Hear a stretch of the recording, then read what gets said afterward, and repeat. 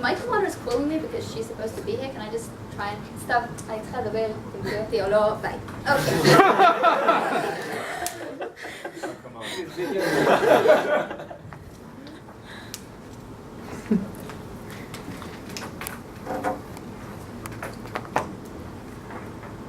What we've heard from opening government is a whole lot of facts about the history of China, about what happened up till now, etc., etc. What we haven't heard a whole lot about is any real analysis on why they think that this history necessarily indicates anything to do with the Tibetan monks specifically. Why all the analysis that Joseph gave you about why they will never be able to properly assimilate, why the Chinese government will never actually stop persecuting them, and everything else they talked about that I will be expanding on further in my speech doesn't apply.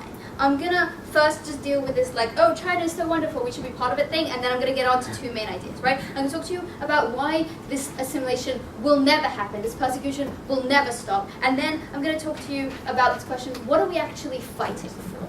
Okay, let's start. So, right, it's this issue of China is great and we're leaping into the 21st century, etc. What we say is, number one, we're not sure that's entirely true, China's seen an economic slowdown, etc., but this is also just really not that important, right?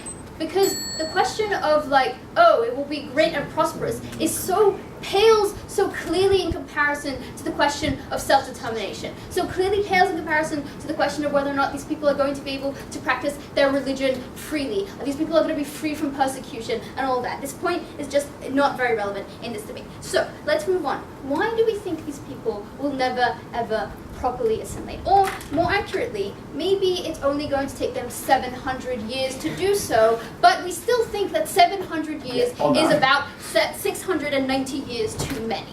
Right, so here's the thing, right? Assimilation has to happen on two levels. Number one, assimilation has to happen with support from the government that allows them their proper religious freedoms. And number two, assimilation has to happen on a cultural level for the people to not continue to persecute them, to not continue to let them. Why do we think that neither of these will actually work? First, to the government, right? What opening government got up here and told you today was that the second these people stop fighting for independence, the Chinese government will have no reason to continue persecuting, right? But what we got up here and explained to you, what Joseph explained to you in his speech, was that the Tibetan religion is already intrinsically linked to that fight for independence. That's not something that's going to be forgotten anytime soon, right? And we got no answer to this. What does this mean? This means that while the Chinese government might initially agree so that they lay down their arms, what the Chinese government has been known to do afterwards is to come back and say, no, we're too scared that you might strike up your fight for independence again, and then go back and say, we're outlawing this, we're exiling your Dalai Lama, etc., etc. We'll continue persecuting them. This is something that they've done in the past, and we see no reason why they're going to stop here. Because if they see the Tibetan religion growing too strong, they will obviously get jittery and say, right, we need to crush you under our thumb, right? And that's why we think that there's no reason to believe and trust the Chinese government will ever let them properly assimilate. No. Next, we say this is not going to happen on a cultural level, right? Because culturally, the Chinese people have been educated towards hatred of these people, have been educated that these people are part of the enemy, that these people are against the one China, etc., etc. And even if they stop, right, with that fight, even if they lay down their arms, that education to hatred doesn't just magically disappear, right? They're seen as other, they're seen as different, they're seen as enemy, and just because the cause is there, people aren't that rational, they're not going to stop the education that they've had, they're not going to let them be a part of it. Yeah, sure. Madam, a country of 1.4 billion people cannot exist without cultural diversity. I gave you a lot of analysis about why the One China policy is a red line that the Chinese government does not accept people crossing. Can you engage with that? Absolutely. Okay, yes, China is diverse, but having crossed the one China line, having been educated against these people specifically for years and years, given that the government has no incentive to stop that discrimination, we see no reason why this should work. Great. So given that this assimilation is never going to happen, this persecution is never going to stop, we gain very, very little, if anything, by stopping our fight.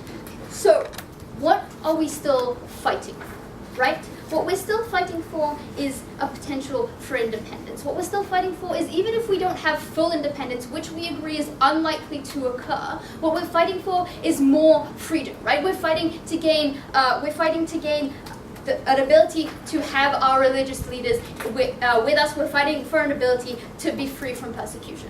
And so we say that given that there's a lot of international pressure on China to be nice to the Tibetans, given that a lot of people know this story, given that it's something that a lot of people care about and connect to because they, like the Dalai Lama, is this internationally respected figure, given all of that, we say that this is a struggle for independence, or at least more independence, that has a much higher chance of succeeding than like a lot of other struggles. And just because struggles that haven't worked in the past in China, what we have heard is no answer to our analysis on why we think this struggle has a chance to lead to some form of independence. Now again, we don't necessarily think that it's very likely that they're going to get just like, oh, here, have your own country, be Tibetan and everything. We accept that that is unlikely. But we say that given that we gain very, very little by fighting by laying down arms, given that that only gives the Chinese government an opportunity to come back and crush them in the future, what it makes sense to do is continue fighting for everything that we can get. Yes? Who are going to be the allies of Tibet if it decides or is successful in becoming independent? Who are going to be the allies of Tibet? Well, apparently, I guess Nepal, as you said, and I don't know, other like Western countries and other countries that don't particularly ally with China. I don't fully know, but I'm not sure what the relevance of this point is. They'll have like economic allies and cultural allies as the people that support them today. All right. So what have I shown you?